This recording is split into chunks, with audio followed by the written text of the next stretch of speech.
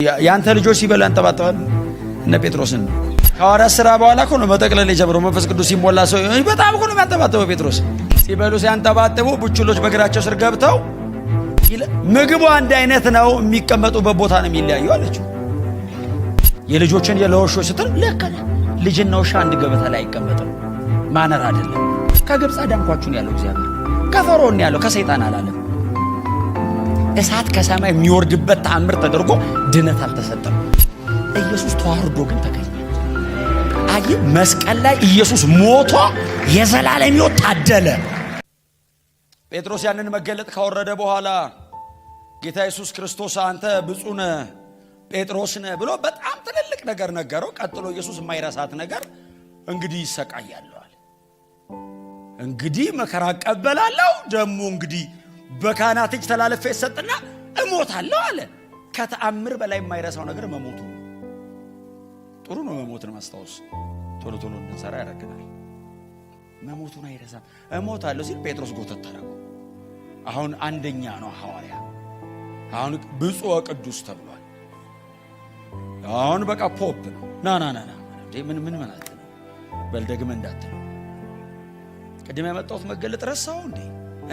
በእኔ እኮ ነው የመጣው መገለጡ አለው። እኔ አይደል ያወረድኩት ከሰማይ አባቴ ገለጠላን ያልከኝ ቅዱስ እግዚአብሔር ልጅ ብዬ ሳልጨርስ እሞታለሁ ትላለህ ብሎ ሲጎትተው እሱ ለብቻው ነው አይደል ገሰጸው የሚለው። ኢየሱስ ደግሞ አደባባይ መለሰው። ሂድ አንተ ሰይጣን ብሎ በሌሎቹም እንዳይመጣ የሰማነውን ነገር ማናምነዋል? እነ ጳውሎስ በዚህ አይደል ቦልድ የነበሩት። እኔ ከ2000 ዓመት በኋላ የተቀባይ እግዚአብሔር ቃል ቤተክርስቲያን ቆሜ ሲሰብከውና በዛ ዘመን ሲሰበከው እኩል አይደለም።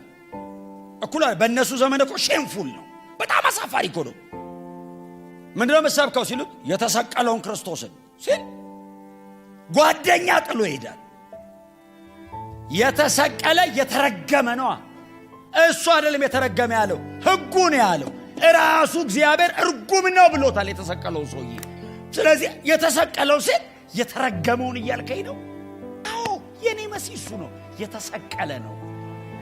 የኔ መሲህ የተዋረደ ነው። በኢየሱስ መጠን መዋረድ አይቻልም። መጽሐፍ ቅዱሳችን ላይ ኢዮብ አይደለም በጣም የተዋረደው ኢየሱስ ነው።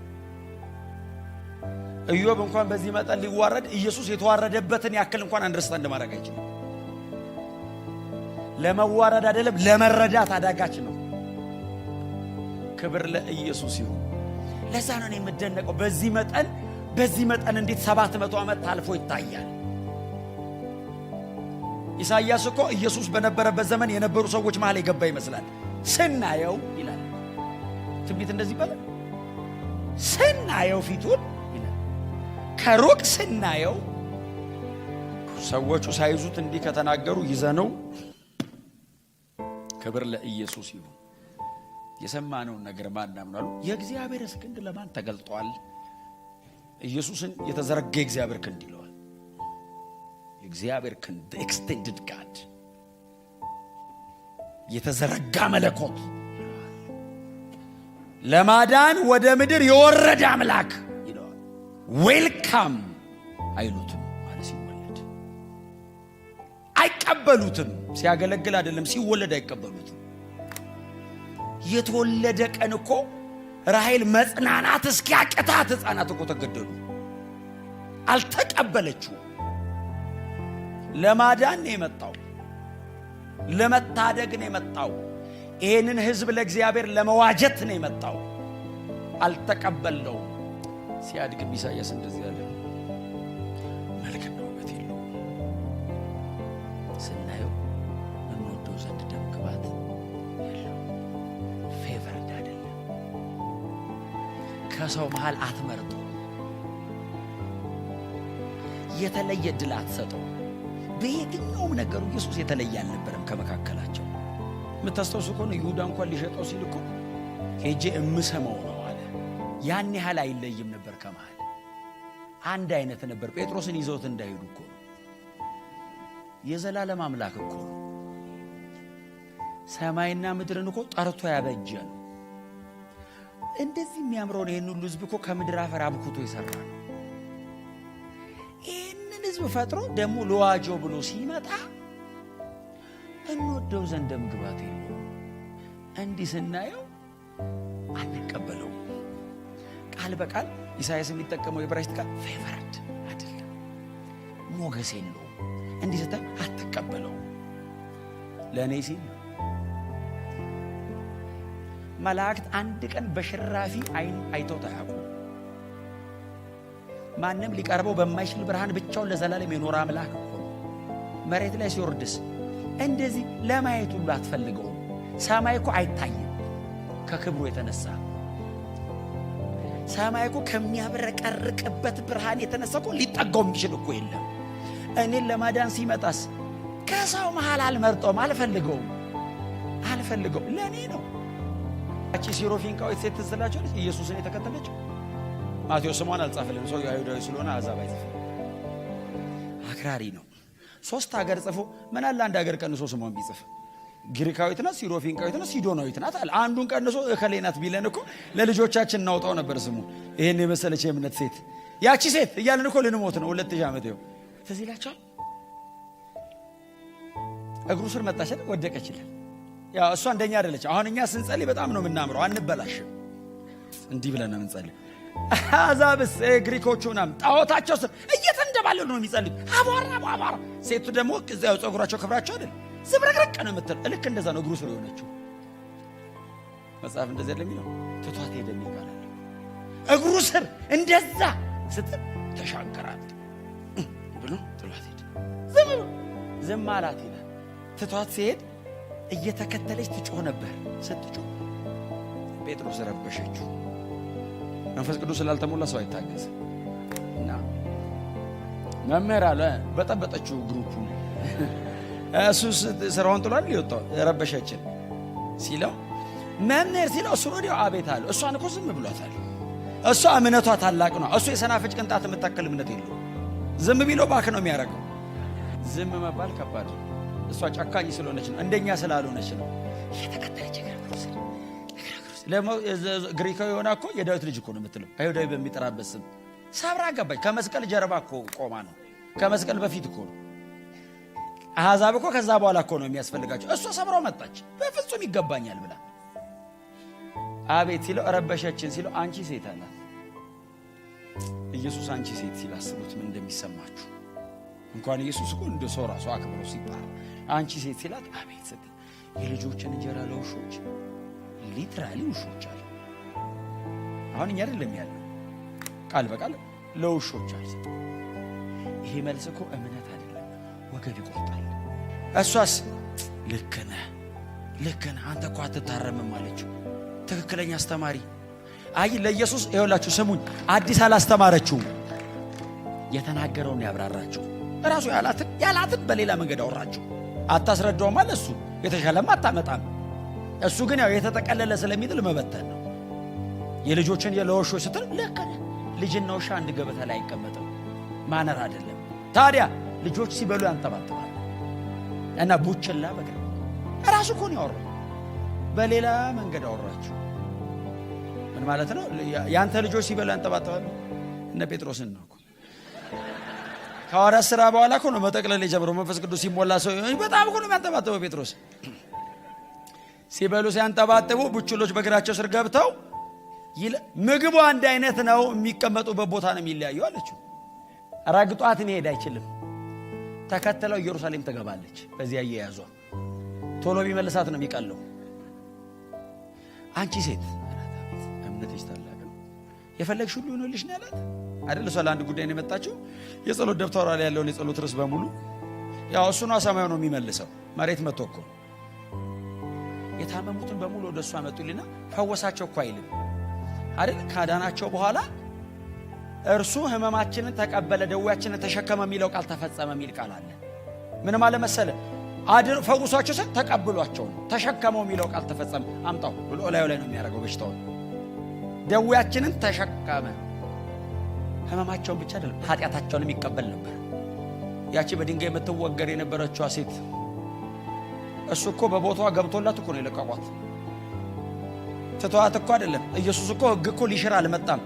ነቁጣው ሳይቀር ፈጸመዋለሁ ካል ነቁጣው ማለት ዶት ምን ማለት ነው? የህጉን ድምጽ ሊቀይር የሚችል ስርዓተ ነጥብ ካለ ድምጹን ጠብቄ ነው ማረጋው አለ። የተጻፈውን ብቻ ሳይሆን ድምጹን ጠብቄ ነጠላ ሰረዝ ድር ሰረዝ ካለ እሱን ስርዓተ ነጥብ ሁሉ አክብሬ ነው ማረጋው አለ። እንኳን ልሽረው አለ። ሙሴ በህጉ ሞት ፈርዶባታል ሲል እሞትላታለሁ እኮ ነው ያለው። አልሻረውም እኮ እኔ ያለው የምሞተው ታዲያ ታዋት እኮ ነው ያለው። ደግመሽ አትስራ ያላት እኮ ለዛ ነው።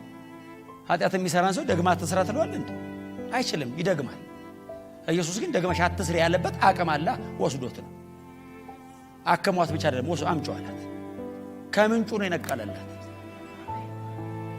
ይቀበል ነበር። ስለዚህ ስናየው የህማም ሰው አይ ቲንክ ዘንድሮኛ መሃል ቢሆን አንቀበለው። እንደዚህ አይነት ፊዚካል አፒራንስ ያለውን ሰው ዝም ብላችሁ ሳሉት እስቲ መንገድ ላይ ምን አይነት ሰው ነው ሊመስል የሚችለው? ደዌ የሚሸከም የህማም ሰው የሚመስል የተናቀ ከሰው መሃል የተጣላ ለማዋራት ዝግጁ አይደለንም፣ ለመቀበል አይደለም። ጊዜ ሰተን እድል ሰተን ለመቀመጥ ኢየሱስ ስለኔ ኃጢአት በሰው መሃል እንደዚህ ነበር የኖረው። ሊትራሊ መሬት ላይ ኢየሱስ እንደዚህ ነበር የኖረው። ደግሞ አንድ የሆነ ወጣት ልጅ ደግሞ አስነሳለ። ለእናቱ አዝኖ ለማስነሳት አስቦ አይደለም እሱ ያስነሳ። አየና አዘነላት ነው የሚለው መጽሐፍ። ለእናቱ ብሎ እኮ ነው አዘነላት ይልና በቃ እስቲ ቆመዋል፣ ቢያንስ እኔ ዛሬ አጋጥሚያታለሁ አለ። እንደው ኢየሱስ ያጋጥማችሁ። በቃ ዛሬ አጋጥሚያታለሁ አለና ዛሬ ለምን እየሳቀች አትሄድም ብሎ ለእናቱ ብሎ በስቲ ቆሞ አንዴ እንጂ እናትየው ባትኖር ይቀበር ነበር። ይቀበር ለእናቱ ብሎ እንደው እስቲ ቆሞ አንተ ጎበዝ አይደል ተነስቶ ቁጭ አለ የሚል ቃል አለ። ሰውየው ይገርመኛል። ወርዶ አይቀመጣም፣ ሰው ትከሻ ላይ ነው አይደል ተቀመጠ የሚል እንደተሸከሙት ነው ቁጭ አለ የሚለው። ከዛ ማውራት ቀጠለ የሚል ቃል አለ አይደል? እያወራ ነበር የሞተው፣ ሲነሳ ካቆመበት ነው የቀጠለው እንደማለት ነው። እንደዛ እንደማለት ነው። ማውራት ቀጠለ ይላል። እንደዚህ አይነት አሁን ድንገት አድርጓል እንጂ አላረገም። ብዙ ተአምርም ብዙ አላረገም። ያገኘውን ሁሉ አይነ ስውር ያበራ ነው ይመስለን አይደለም። እነሱም 3 ነው ምናምን ያበራው። ሌላውስ ሕይወቱን እስቲ አንብቡት። ወንጌላት ላይ የነበረበት መከራ ሊገሉት ፈለጉ የሚል እኮ ብዙ አለ። ሊገሉት ፈለጉ፣ ሊያጠፉት ተማከሩ የሚል እኮ አለ። አልቻሉም ይላል። እሱስ መከራዋን ስለሚያውቃት 11 ሰዓት ነው ገና አልመሸም ይላል። ይታወቃሉ። እነ ጴጥሮስ ናቸው የማይገባቸው እንጂ 11 ሰዓት ነው ሲል ምን ማለት ነው ይሉታል ይላል መጽሐፍ። ጌታዊ ገና እኮ 6 ሰዓት ነው ምን እያልክ ነው? ስለዚህ ቀን የሚያወራ ነው ይመስላቸው። ስለ መከራው እኮ ነው የሚያወራው። እየጋበዛቸው እኮ ነው። 1 ሰዓት ይቀረኛል ይላቸዋል። ይግባባሉ። እና ሲኖር የኖረውን ነው ኢሳይያስ የጻፈው። ሲኖር ሰው መሃል እንዲህ ወቅ ሲያደርግ ኢየሱስ የተናቀ ነው ይላል። ማይ ጉድነስ እንኳን መንፈስ ቅዱስ አበራለን በእውነት እንጂ እኛማ ከአይሁዳዊ ትሻላላችሁ እንዴ እናንተ? ሕግ እኮ የለንም፣ በምን እንሻላለን? እግዚአብሔር የሚባል አምላክ እኮ አናቅም። እኛ እንጨት እኮ ነው የምናመልከው። ጣዖት አምላኪ እኮ ነው። ወንዝ ድንጋይ እኮ ነው የምናመልከው። እኛ እድል የለንም። አይሁዳዊ ያላገኘው እኛ እናገኘው። መንፈስ ቅዱስ አበራለን። ለዛ ነው ለማን ተገለጠ ይላል። የእግዚአብሔር የመጨረሻ ኃይል ለማን ተገለጠ ይላል።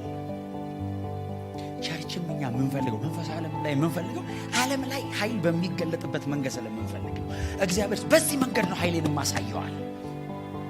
በእውነት እኮ ነው የምላችሁ። ባህር የተከፈለ ቀን እግዚአብሔር ሰው አላዳነም። ከግብፅ ነው ያወጣቸው እንጂ የዳናል ሳልቬሽን እኮ የለም። ባህር ተከፍሎ ያንም ያክል ተአምር ተደርጎ ባህር እንደዚህ ቀጥ ብሎ በባህር መካከል በደረቅ መሬት። አንዳንድ የመጽሐፍ ቅዱስ ክፍል እኮ ብኖር ኖሮ እላለሁ። ብትኖሩ ምንድነው አሁን ዘጸአት 14ን የማያውቀው የለም እዚህ ቤት የማያውቀው። እንደኛ እስራኤላውያኑም አያውቁትም አይደል? እኛ እኮ በስሪዲ ነው የተሰበክነው።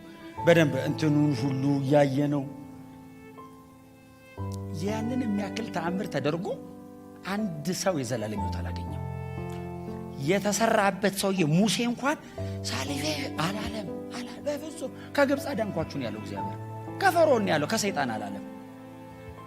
እሳት ከሰማይ የሚወርድበት ተአምር ተደርጎ ድነት አልተሰጠም። ኢየሱስ ተዋርዶ ግን ተገኘ። አይ መስቀል ላይ ኢየሱስ ሞቶ የዘላለም ሕይወት ታደለ። አይ ዘላለሜን መቀየር ችሏል። ወደ ኋላ ወደፊትም እግዚአብሔር ሰውን ያዳነው ልጁን መስቀል ላይ ገሎ